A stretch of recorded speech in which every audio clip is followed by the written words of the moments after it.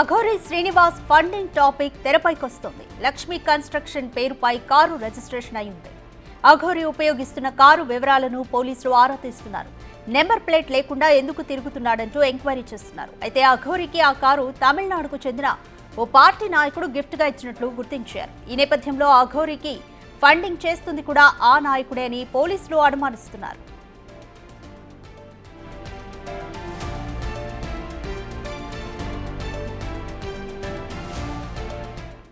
More details మా ప్రతినిధి సాగర్ అందిస్తారు. సాగర్, అఘోరి శ్రీనివాస్ ఫండింగ్ గురించి ఇప్పటివరకు పోలీసులు ఎటువంటి విషయాలు రాబట్టారు? అఘోరి శ్రీనివాస్ కేసులో మరికొన్ని సంచలన విషయాలు వెలుగులోకి వస్తున్నాయి.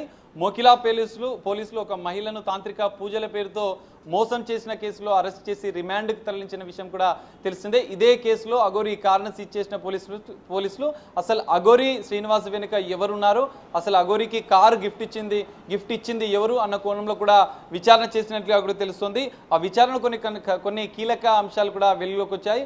తమిళనాడుకు చెందిన ఒక కీలక రాజకీయ నాయకుడు అఘోరి శ్రీనివాస్కి ఫండింగ్ చేయడంతో పాటుగా ఈ కారుని కూడా గిఫ్ట్గా ఇచ్చినట్లుగా కూడా పోలీసులు ప్రాథమికంగా గుర్తించిన పరిస్థితి. తమిళనాడుకు చెందిన లక్ష్మీ కన్స్ట్రక్షన్స్ అనే పేరుతో ఈ కారు కూడా రిజిస్ట్రేషన్ అయినట్లుగా కూడా తెలుస్తుంది.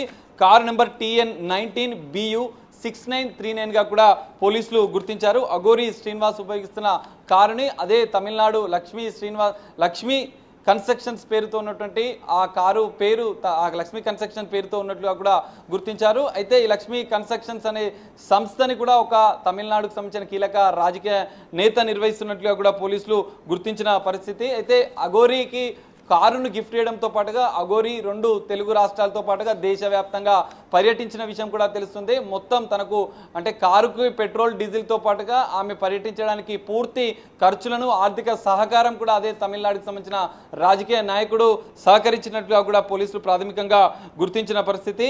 అయితే తమిళనాడుకు సంబంధించినటువంటి రాజకీయ నాయకుడితో తరచుగా ఫోన్ సంభాషణలు, వాట్సాప్ చాటింగ్ కూడా చేసినట్లుగా కూడా పోలీసులు గుర్తించారు. పూర్తిగా ఆర్థిక సహకారంతో పాటుగా ఆమె వ్యవహారానికి సంబంధించినటువంటి పూర్తి అంశాల్లో కూడా ఈ కీలక నేత తమిళనాడుకు సంబంధించినటువంటి రాజకీయ నేత వెనుకనే ఉన్నట్లుగా కూడా పోలీసులు గుర్తించారు. అయితే జైలుకు వెళ్ళిన అనంతరం కూడా అఘోరి శ్రీనివాస్ని బయటకు తీసుకొచ్చే ప్రయత్నం కూడా కొంత చర్చ జరిగినట్లుగా కూడా తెలుస్తుంది. ఆ చాటింగ్ వ్యవహారం కూడా బయటపడినట్లుగా కూడా తెలుస్తుంది. ఎందుకంటే అఘోరి శ్రీనివాస్ శ్రీవర్షిని వివాహం అనంతరం కూడా అనేక వివాదాలు, 2 తెలుగు రాష్ట్రాల్లో అనేక మందిని మోసం చేయడం, ఇటు మహిళలను పెళ్లిల పేరుతో పెళ్లి చేసుకున్న అనంతరం కూడా వారిని కూడా మోసం చేసినట్లుగా కూడా కొన్ని సంచలన విషయాలు వెలుగులోకి వచ్చిన అనంతరం సనాతన ధర్మం పేరుతో ఒక డ్రామాలు ఆడుతుంది. కొంత తాంత్రిక పూజల పేరుతో ఇటు మహిళలను మోసం చేయడం, కొంతమందిని వివాహం పేరుతో మోసం చేయడం, ఇవన్నీ పరిణామాలు జరిగిన నేపథ్యంలో తెలంగాణ పోలీసులు పూర్తిగా అఘోరి వ్యవహారానికి సంబంధించినటువంటి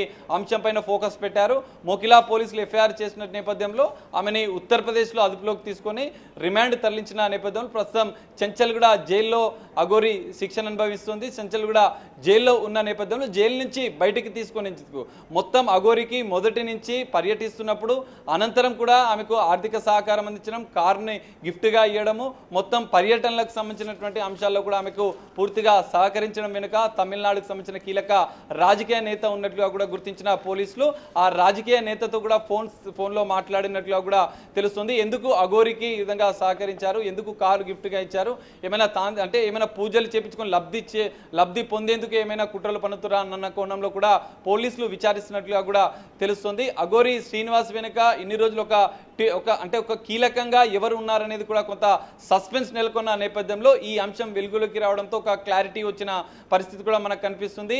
కీలక తమిళనాడు రాజకీయ నేతనే ఇదంతా వ్యవహారాన్ని అఘోరి వెనుక ఉండి నడిపిస్తున్నట్లుగా కూడా పోలీసులు ప్రాథమికంగా నిర్ధారించిన నేపథ్యంలో నెక్స్ట్ ఎందుకంటే కార్ని సీజ్ చేయడం, అఘోరిని కేసులో అరెస్ట్ చేసి రిమాండ్ తరలించిన అనంతరం కూడా అఘోరి వెనుక ఇంకా ఎవరెవరు ఉన్నారన్న కోణంలో కూడా పోలీసులు దర్యాప్తు చేస్తున్న పరిస్థితి కనిపిస్తుంది. దర్యాప్తు అనంతరం కూడా అఘోరి శ్రీనివాస్ సంబంధించినటువంటి మరికొన్ని అంశాలు కూడా వెలుగులోకి వచ్చే అవకాశం కూడా మనకు కనిపిస్తుంది. రాధిక.